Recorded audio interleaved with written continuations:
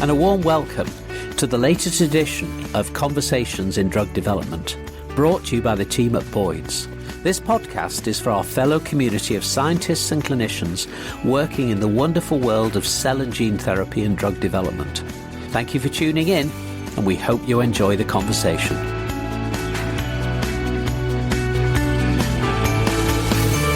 Hello and welcome. My name is Dr. Katherine Bowen. I'm a Senior Director in Regulatory Affairs at Boyd's, and I'm absolutely delighted to be joined in the studio today by one of our pharmaceutical physicians, Dr. Harriet Gray Stephens. Welcome, Harriet. Thank you, Katherine, for the invite. That is quite all right. It's lovely to have you. So I think we've got a really interesting topic today. Julie Warner and I have spoken previously on our podcasts about just generally oncology development with a particular focus on regulatory affairs. But today we're going to take a bit more of a deep dive into one particular element of that, which is the challenges associated with doing phase 1 studies in the oncology space, particularly with advanced therapies.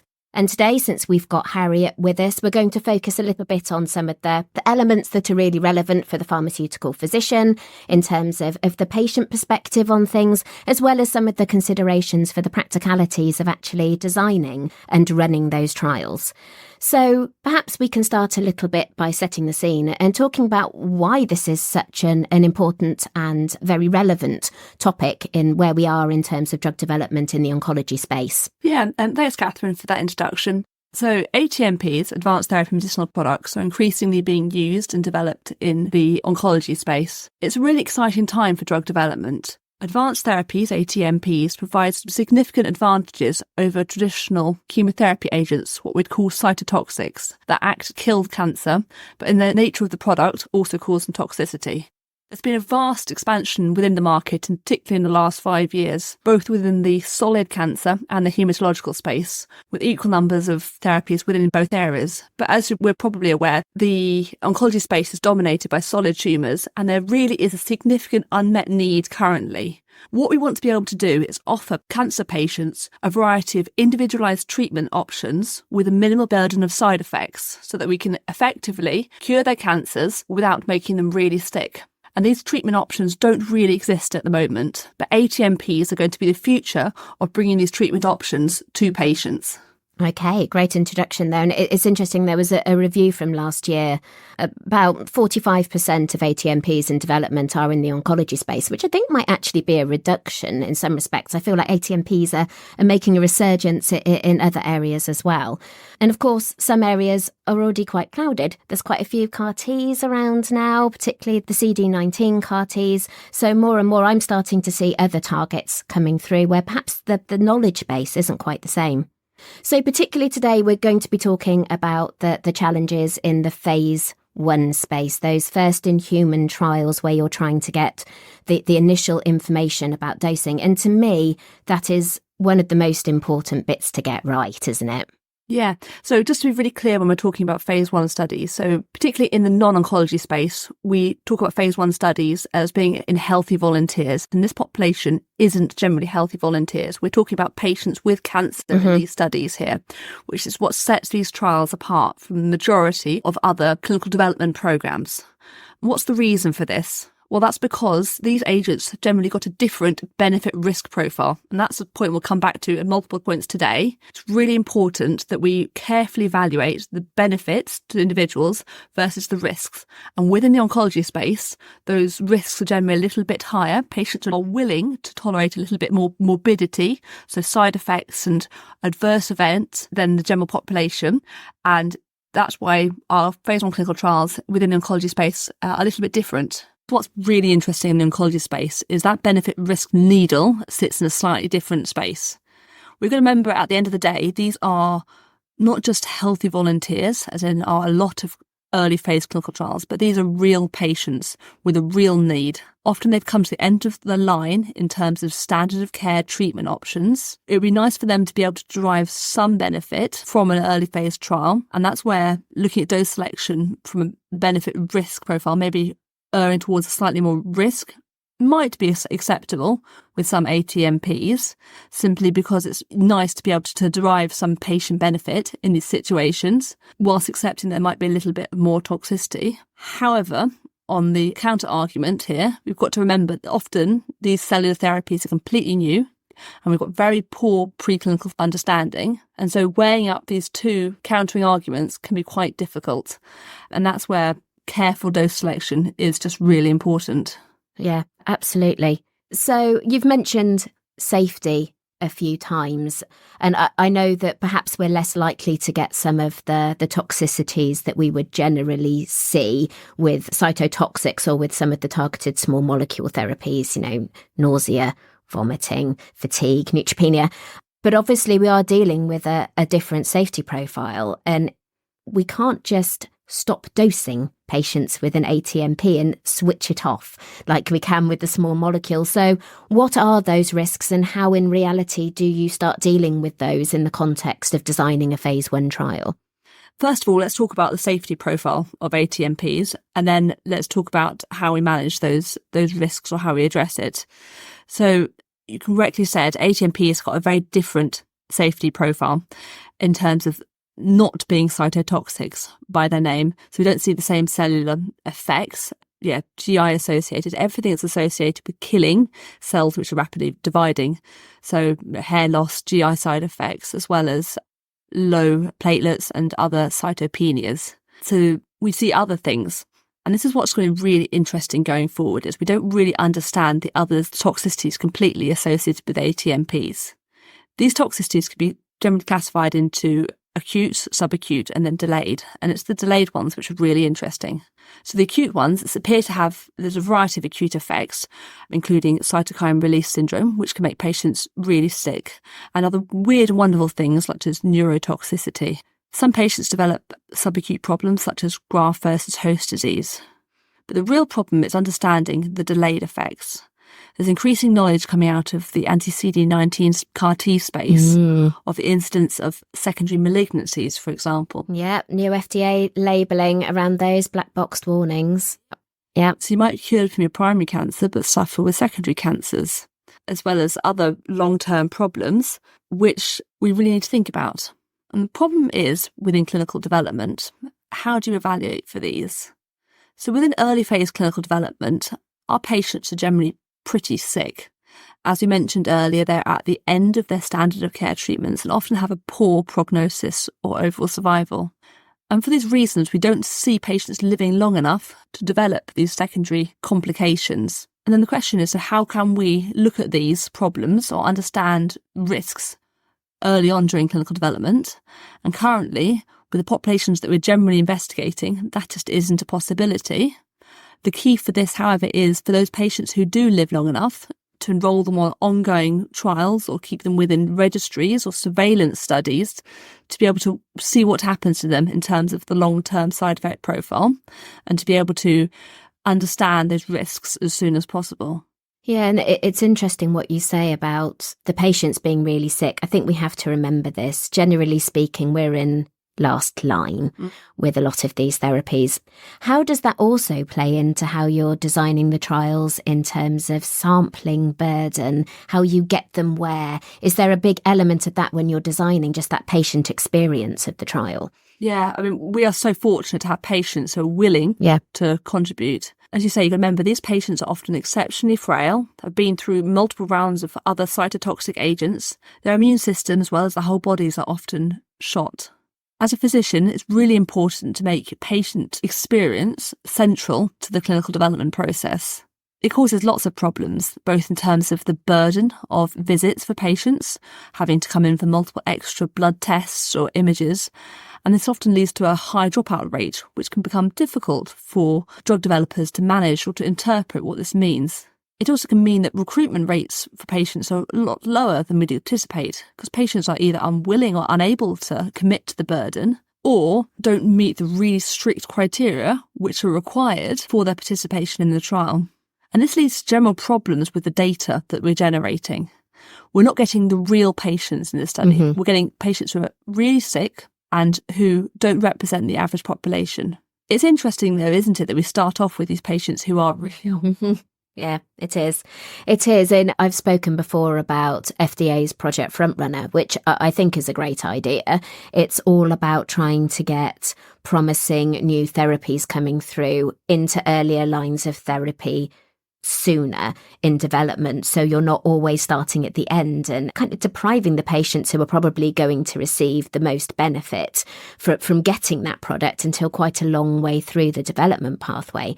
But it is difficult, isn't it, with ATMPs when there is so little knowledge sometimes, particularly with the potential for longer term side effects.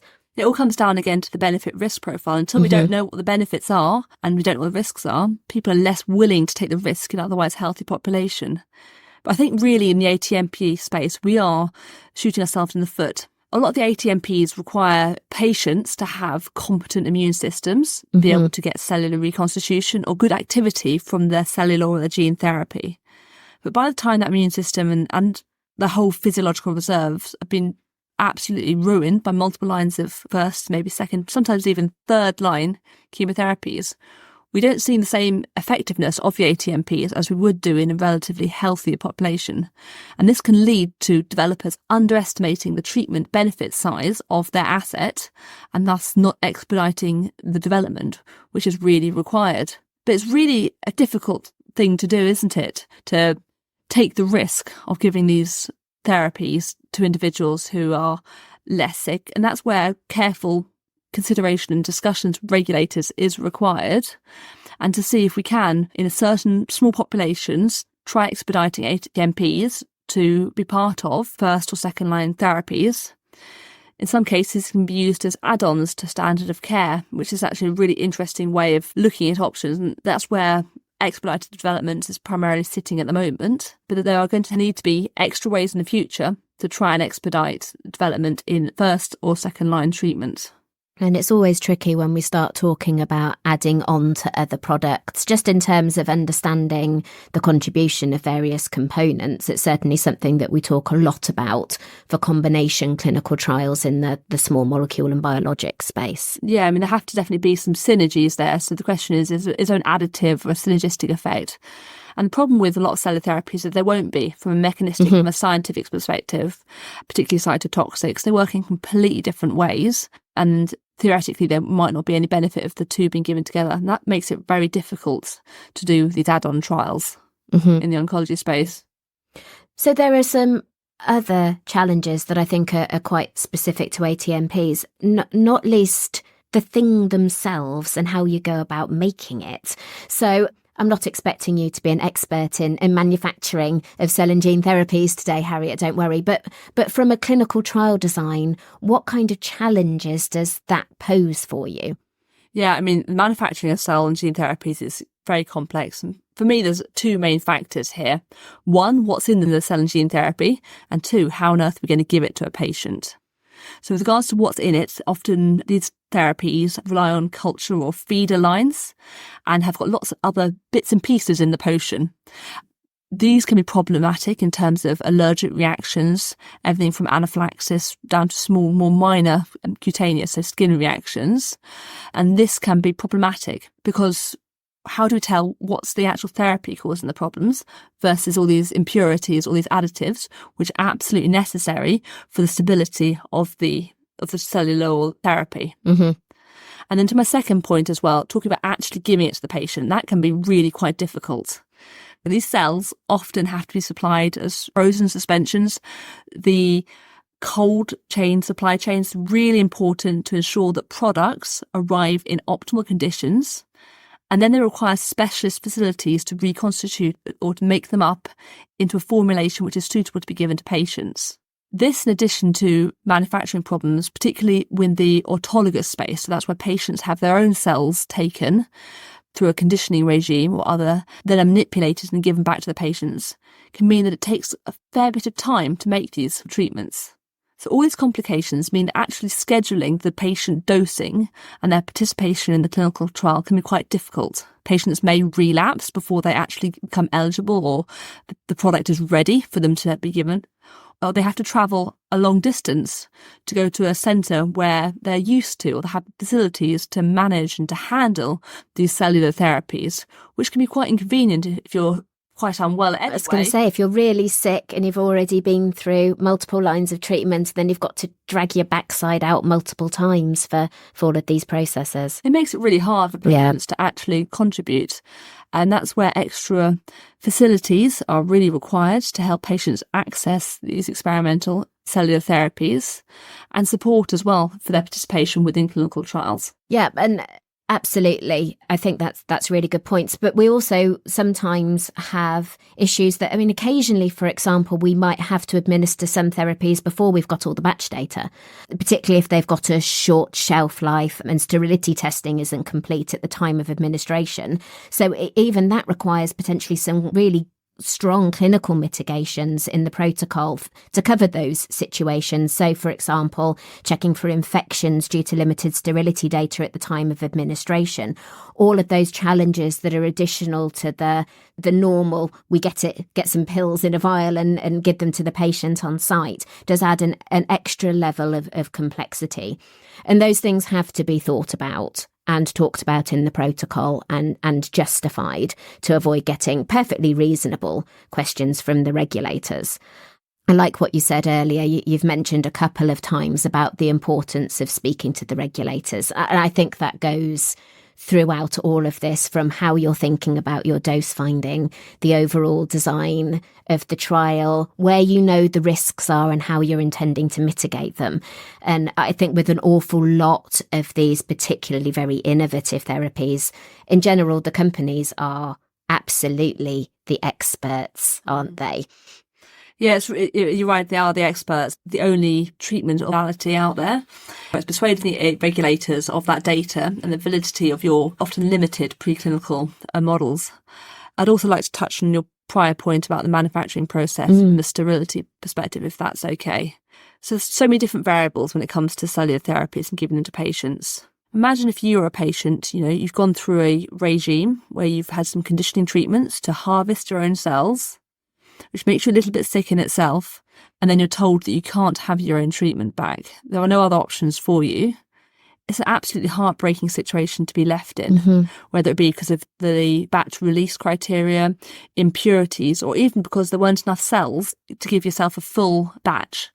This can be really difficult for patients. And that's, I think, why good clinical development, discussions with regulators, flexible protocols is really required, even through the use of other protocols which would accept patients who would be eligible for the treatment but wouldn't meet the specifics of that full main protocol, so that we can still give these patients the cellular therapies in certain situations where other batch release criteria have been met and we're okay with the benefit risk profile, just to be able to give them a chance, but also to generate some initial safety and efficacy data that would otherwise just be lost through patients not receiving these treatments. Yeah, and that's what it keeps coming back to. It's the patients, isn't it? It is the patients. This has been an absolutely fascinating discussion, Harriet. I've got one final question for you, and I'm not going to time you. But if I said to you in 1 minute, summarise your advice for conducting phase 1 trials in oncology with a new ATMP, what would you say? For me, there's 4 main considerations to think. 1, early discussions with the regulators. 2, think about the real scientific justification and the rationale for what you are doing, and really bring that out both during the preclinical and clinical development. And thirdly, my piece of advice would be patients are at the centre of everything, but remember, we need to consider how they are as individuals, but also how long it may take for them to be able to access this novel treatment. Things always take a lot longer, both during the preclinical and the clinical phases, and allow for this extra time during your scheduling for your clinical development programs. Thank you. Thank you so much for an incredibly informative discussion today, Harriet. I've thoroughly enjoyed myself, and I hope we can have you back for another discussion soon. That sounds brilliant. Thank you very much. All right, thank you. Thank you for listening to Conversations in Drug Development, the podcast series brought to you by the team at Boyd's. Don't forget to follow us on the usual podcast platforms or visit our website to ensure you don't miss out on any of our future episodes.